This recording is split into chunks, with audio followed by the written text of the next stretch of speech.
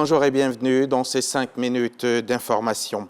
Ils sont près d'une centaine, 94 précisément, ces jeunes bénéficiaires des TIMO, les travaux à haute intensité de main-d'œuvre qui viennent de recevoir chacun 120 000 francs CFA. L'agence Emploi Jeunes leur a remis leur chèque à Abobo, à la salle des fêtes de la mairie, en présence du premier magistrat de la commune et de nos reporters Générosa Quadio, Franck Quadio et Michel Kwame. Leur reportage à suivre dans le 13h. En matière de foncier en Côte d'Ivoire, il faudra désormais compter avec l'identifiant unique. Hier, dans la ville balnéaire de Grand-Bassam, les acteurs du secteur du foncier et l'ensemble des parties prenantes se sont réunis en atelier pour lancer son opérationnalisation, mais aussi mettre en place une plateforme collaborative des contrôles des constructions. De retour de Grand-Bassam, les précisions d'Abou Sanogo. Voici ce à quoi veulent aboutir les acteurs du secteur foncier en Côte d'Ivoire. Une nouvelle disposition qui vient pallier la multiplicité des mécanismes d'identification des parcelles foncières à travers l'identifiant unique du foncier du Côte d'Ivoire. Dans la dynamique d'opérationnalisation de cet instrument, les acteurs impliqués dans la gestion foncière sont réunis à Grand-Bassam autour d'un atelier technique de validation des actions opérationnelles de mise en application. Dans le cadre de la mise en œuvre des réformes politiques et de renforcement institutionnel, la primature à travers le projet des chaînes de valeur compétitives pour l'emploi et la transformation économique accompagne le ministère de la Construction, du Logement et de l'Urbanisme dans ce projet. Avec l'UDFC, nous avons la possibilité de bâtir un référentiel qui permet déjà aux acteurs qui travaillent sur la chaîne foncière de partager une information de manière automatique, mais aussi de permettre aux usagers de pouvoir interagir avec l'administration d'une manière simplifiée et sécurisée. L'accompagnement du PCC est très important parce que les banques, les notaires, les urbanistes, l'ensemble de ces acteurs vont travailler avec ce même identifiant et interagir avec les usagers.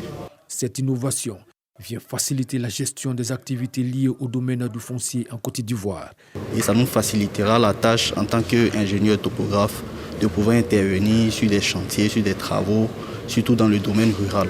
L'identifiant unique du foncier de Côte d'Ivoire définit une norme unique et partagée d'identification des parcelles en milieu rural et urbain.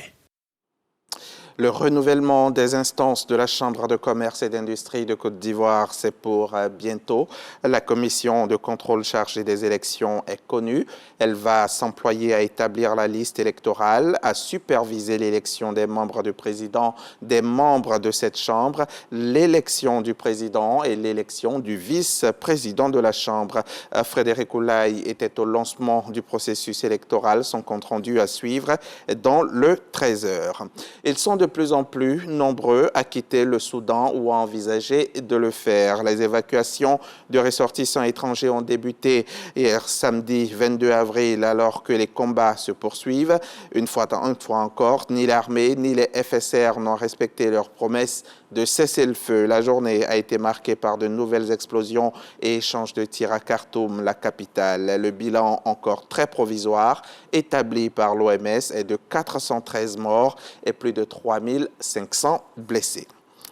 C'est une affaire qui bouleverse au Kenya, celle d'une secte où les fidèles étaient appelés par leur leader à jeûner pour rencontrer Jésus. 21 corps de ces fidèles présumés ont été exhumés depuis vendredi dans la forêt de Chakaola, près de Malindi, dans l'est du pays. Ces fouilles se déroulent dans le cadre d'une enquête autour de la mort la semaine dernière de 4 fidèles qui suivaient l'appel à jeûner de leur leader, un pasteur de l'Église internationale de Bonne Nouvelle. On évoque même la présence d'enfants parmi les 21 dépouilles exhumées. Le leader de la secte s'est lui rendu à la police le 15 avril. Il est depuis en détention avec 6 de ses fidèles et a entamé une grève de la faim. Tout à l'heure, dans le 13h, je recevrai l'imam Mohamed Yao Diarasouba. Ce sera dans le cadre du magazine du dimanche. L'imam viendra nous dire comment préserver les acquis du Ramadan qui a pris fin jeudi dernier. C'est donc tout à l'heure à 13h et c'est à ne pas manquer.